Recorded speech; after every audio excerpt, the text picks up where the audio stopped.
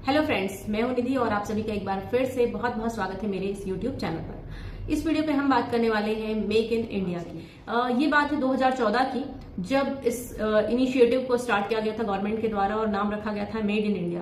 Concept ये था कि भारत को ग्लोबल लेवल पर मैन्युफैक्चरिंग का हब बनाना है। इसमें ऐसा नहीं कि सिर्फ भारत में ही चीज बने, भारत की ही चीज बने, अदर कंट्रीज की जो कंपनियां हैं वो भी भारत में अपना सेटअप प्लांट कर सकती हैं, क्योंकि इससे भी गवर्नमेंट को कुछ फायदा होता है। जब भी वो प्रोडक्ट यहाँ बनेगा, यहाँ के लोगों को भी कुछ जो रोजगार मिलेगा, कुछ पैसे इंडिया पे भी आएंगे इस तरीके से। और जब वो प्रोडक्ट बाहर जाएगा तो उस पर भी इंडिया आया था मेक इन इंडिया का। उस समय पर 2014 में इसमें 25 सेक्टर को शामिल किया गया था। उन 25 सेक्टर्स में से जो कॉमनली नोन सेक्टर है वो टेक्सटाइल का है, इलेक्ट्रॉनिक्स का है एंड ऑटोमोबाइल्स का है, एविएशन का है, डिफेंस का है, रेलवे का है।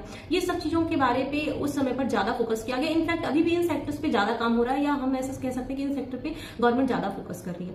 आप रेलवे में भी देखेंगे तो जो हमारा मेक इन इंडिया का कंसेप्ट है, इसी के अंतर्गत अभी जो एक वंदे भारत ट्रेन चल रही है, ये इसके ही अंतर्गत, या कह लें कि हाँ, इसका ही एक बाई प्रोडक्ट है, प्लान था उस समय। और अभी हम अपने कंट्री पे आराम से, आपने भी हो सकता है कि वंदे भारत में ट्रैवल किया हुआ हो, तो जो फीचर्स डिफरेंट मतलब दिए जा रहे हैं, ये कि कुछ नया इनिशिएटिव है और उसमें लोगों को किसी न किसी माध्यम से लोग जुड़े रहे और प्लस उनकी अर्निंग होती रहे। इस वीडियो को बनाने का मकसद ये भी था कि जो ये टैरिफ वाला जो कंसेप्ट है, या कह लें जो भारत में बनी हुई चीजें हैं, जब उनको एक्सपोर्ट करेंगे तो भारत को कितना टैक्स पटाना पड़ेगा, या भारत में कोई चीज बाहर से यहाँ पर इंपोर्ट की जा रही है तो उस पर कितना टैक्स गवर्नमेंट को लोगों के पर देना होगा।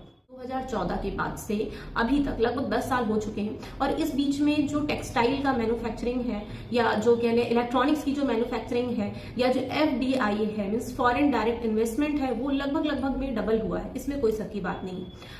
पर क्या इन सब से जो यहाँ के लोग हैं उनको फाइनेंशियली हेल्प हुआ है, उनकी आर्थिक स्थिति में सुधार आया है? तो आप पाओगे कि शायद ऐसा नहीं हो पाया। तो एक सिरे से ये नहीं कहा जा सकता कि योजना फेल है, ऐसा कोई नहीं है, लेकिन हाँ, इतनी प्रभावशाली नहीं है जितना कि होना चाहिए। और इससे ज्यादा प्रॉब्लम ये है हमारे देश में कि इंफ्रास्ट्रक्चर इतना अच्छा नहीं है कि किसी भी चीज के लिए मैन्युफैक्चरिंग अगर कोई प्लांट कर रहा है तो बहुत आसानी से उसका सेटअप हो जाए। ज्यादा उसका जो पैसा होता है, वो इन्वेस्टमेंट है, वो इंफ्रास्ट्रक्चर को बिल्ड करने में होता है कि किसी भी सेटअप के लिए। सेकेंड जो प्रॉब्लम होती है वो एम्प्लॉयमेंट की होती है, और स्किल्ड एम्प्लॉय की जो प्रॉब्लम होती है वो होती है। तो हमारे यहाँ पर स्किल्ड एम्प्लॉय जो है वो कम है, या कह लें कि लेबर आसानी से अवेलेबल हो जाता है, लेकिन स्किल्ड लेबर मिलने में दिक्कत होती है। तो स्किल पे भी काम करने की बहुत जरूरत है अगर इस चीज के द्वारा हमारे जो डिफरेंट सेक्टर है उस पर इंप्रूवमेंट लाना है, जो लोगों की फाइनेंशियल कंडीशन है उसको इंप्रूव करना है। तो और थर्ड ये है कि जो हमारे यहाँ पे पेपर वर्क है, मतलब किसी भी स्टार्टअप या किसी भी कोई भी अगर कोई सेटअप अपना बिल्ड कर रहा है तो उसको उसके लिए जो पेपर वर्क कराने पड़ते हैं वो बहुत ही कॉम्प्लिकेटेड होते हैं। जो गवर्नमेंट से एफिलिएशन लेना होता है, या ये कह लें कि उसको लाइसेंस इशू कराना होता है, तो कई ऐसे पेपर वर्क होते हैं जो कराने होते हैं किसी भी चीजों को स्टार्ट करने से पहले, और उसमें कॉम्प्लिकेशन होता है। एंड उसके बाद जो अगली चीज ये है कि कई चीजों में जो गवर्नमेंट है, कई स्कीम्स में सब्सिडी प्लान करती है, और या कुछ ऐसे कि आप प्रोडक्ट बनाते हो, प्रोडक्ट मार्केट में जब निकालते हैं तो आपको कुछ गवर्नमेंट के द्वारा भी कुछ रिलैक्सेशन मिलेगा इन टर्म्स ऑफ कि वो आपको वापस पैसे आपके अकाउंट में आए, या फिर हो सकता है कि उस प्रोडक्ट पे कुछ लाभ मिले, जो भी उस पे काम कर रहा है, उस सेक्टर पे काम कर रहा है।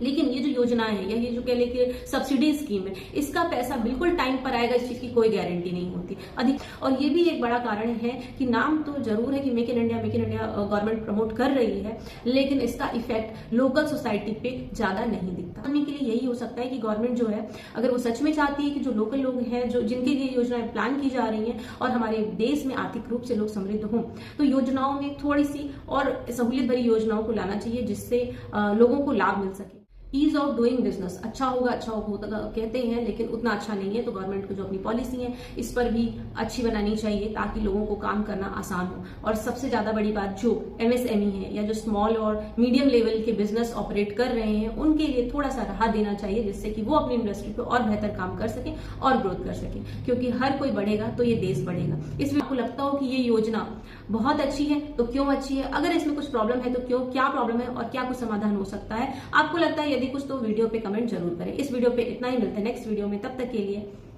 जय हिंद।